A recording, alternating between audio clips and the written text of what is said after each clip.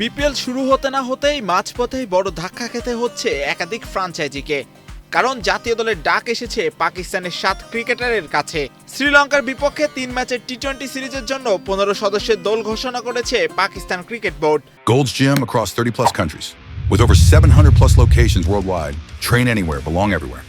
আর সেই স্কোয়াডে জায়গা পেয়েছেন বিপিএল এ খেলা মোট 7 জন ক্রিকেটার। ডাম্বুলাতে আগামী 7 জানুয়ারি শুরু হবে সিরিজটি, যা শেষ হবে 11 জানুয়ারি। সিরিজ শুরু হওয়ার আগে বিপিএল ছেড়ে শ্রীলঙ্কার উদ্দেশ্যে রওনা দিতে হবে এই ক্রিকেটারদের। ফলে স্বাভাবিকভাবে বিপিএল এর দলগুলোর কম্বিনেশনে বড় পরিবর্তন আসতে যাচ্ছে।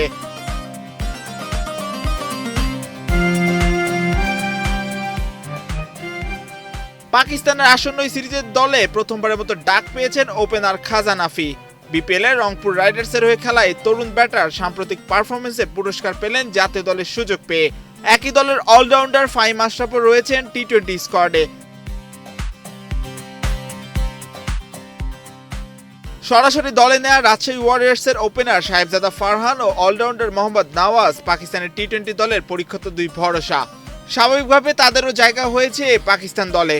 এছাড়া ঢাকা ক্যাপিটালসকেও ছাড়তে হবে তাদের 2 পাকিস্তানি ক্রিকেটারকে।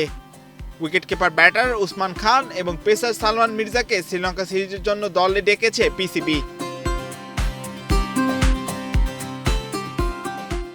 এদিকে সিলেট টাইটান্সের ওপেনার সাইম আইয়ুবও যাচ্ছেন শ্রীলঙ্কায়। তরুণ এই ব্যাটারকে ভবিষ্যতের বড় সম্ভাবনা হিসেবেই দেখছে পাকিস্তানের টিম ম্যানেজমেন্ট। তবে বিপিএল এ থাকা ক্রিকেটারদের দলে রাখলেও বিগ ব্যাশ লিগে ব্যস্ত থাকা বাবর আজম, শাহিন শাহ আফ্রিদি, হারিস রৌফ ও হাসান আলীদের এই সিরিজে বিবেচনা করেনি পাকিস্তান ক্রিকেট বোর্ড। সব মিলিয়ে জাতীয় দায়িত্ব ও ফ্র্যাঞ্চাইজি লিগ দুটোর টানাপোড়েনে বিপিএল ও পাকিস্তান দল 2 পক্ষের পরিকল্পনাতে আসতে যাচ্ছে বড় পরিবর্তন। আর সেক্ষেত্রে বিপিএল এর দলগুলোকে ভাবতে হচ্ছে এর ব্যতিক্রম পরিকল্পনাও।